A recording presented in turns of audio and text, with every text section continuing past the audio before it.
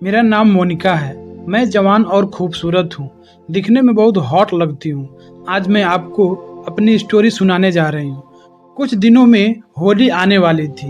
मेरे इकलौते देवर को विदेश में ही एक अच्छी स्कॉलरशिप मिल गई थी। वह कैलिफोर्निया में एक यूनिवर्सिटी में पढ़ रहा था। सुबह से मैं उसे 5 बार फोन कर चुकी थी कि वह गांव कब आएगा, लेकिन होली तक आराम से घर पहुंच गया था। आज होली थी। देवर मेरे साथ होली खेलना चाहता था। भाभी आओ तुम्हारे रंग लगाता हूँ, मेरा देवर तेज से बोला। उसके बाद मेरे पति मोहल्ले में होली खेलने चले गए, इसलिए हम देवर भाभी घर पर अकेले हो गए थे। मेरा देवर मेरे कमरे में रंग की बाल्टी लेकर आ गया। मैं डरकर भागने लगी। मैं दूसरे कमरे में भागी, पर उसने मुझे तेजी से पकड़ लिया। आंगन में काफी पानी फर्श पर पड़ा हुआ था। जैसे ही तेज से पकड़ने मुझे आया, हम दोनों फर्श पर फिसल गए और धड़ाम से गिर गए थे। वह तेज से मेरे ऊपर गिर गया। उसके बाद न जाने मेरे देवर को क्या हुआ कि उसने मेरे गाल पर सब जगह रंग लगा दिया और हम दोनों अंदर में गीली जमीन पर लेटे हुए थे और मेरा देवर तेज से रंग फेंकने लगा। शायद आज होली के दिन वह मुझे क्रिकेट मैच खेलना चाहता था। मुझे भी अच्छा लग रहा था, इसलिए मैंने भी कुछ नहीं कहा और देवर के रंग लेती रही। इस तरह 10 मिनट हो गए और काफी गर्मी पड़ गई। उसके बाद मेरा देवर बोला, भाभी आज क्रिकेट मैच खेलना चाहता हूँ, आज होली है, देखो मना मत करना। अंदर से मेरा भी खेलने का मन कर रहा था। उसके बाद मैंने कहा, देवर जी तुम मेरे साथ क्रिकेट खेलो, लेकिन कहीं तुम्हारे भैया न देख ले। वह तेजी से उठकर गया और दरवाजा बंद कर आया। अब हम दोनों के बीच कोई नहीं था। देवर की आंखों में सिर्फ और सिर्फ रंग भरी हुई थी। आज होली के दिन वह मस्त वाला क्रिकेट मैच खेलना चाहता था। टेबल से एक बड़ी सी बाल्टी में नीला रंग घोरा और मेरे ऊपर डाल दी। फिर मैंने ऐसा ही किया। मैंने भी पूरी एक बाल्टी देवर पर डाल दी। हम दोनों के चेहरे बिल्कुल नीले और बंदर जैसे हो गए थे। देवर ने मुझे आंगन में ही पकड़ लिया। मेरा मुंह भी गहरे नीले रंग में रंग गया था।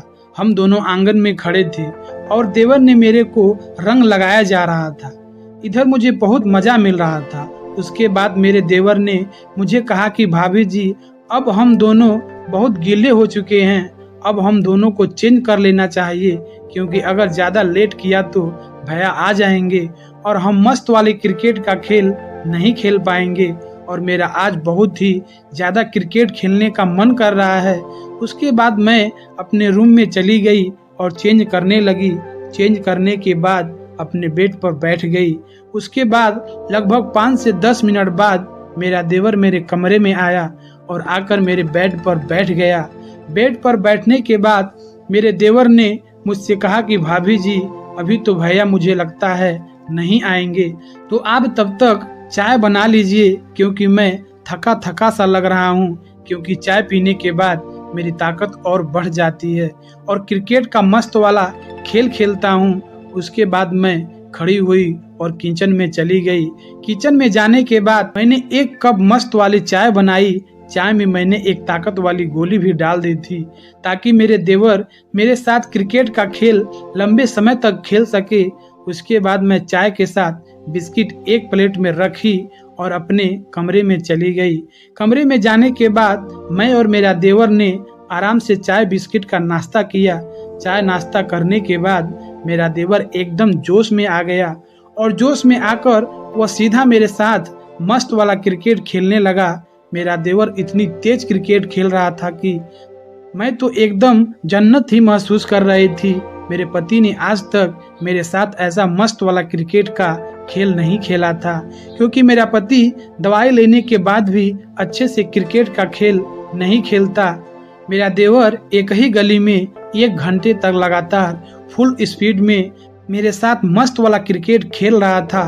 लगातार 1 घंटे तक खेलने के बाद हम दोनों थक गए और मेरे पति का भी आने का टाइम हो गया। उसके बाद मेरा देवर वहां से चला गया और मैं बहुत ही गहरी नींद में सो गई। जब मैं उठी तो मेरा पति चेंज करने लगा था। मेरा देवर घर से चला गया था। उसके बाद से जब भी मेरा मन करता मैं अपने देवर को बुला लेती और मस्त वाला क्रिकेट खेलने लगती। दोस्तों ये कहानी कैसी लगी कमेंट में ज़रूर बताइएगा, और वीडियो अच्छी लगी तो लाइक करके चैनल को सब्सक्राइब कर लीजिएगा। मिलते हैं अगले वीडियो में। धन्यवाद।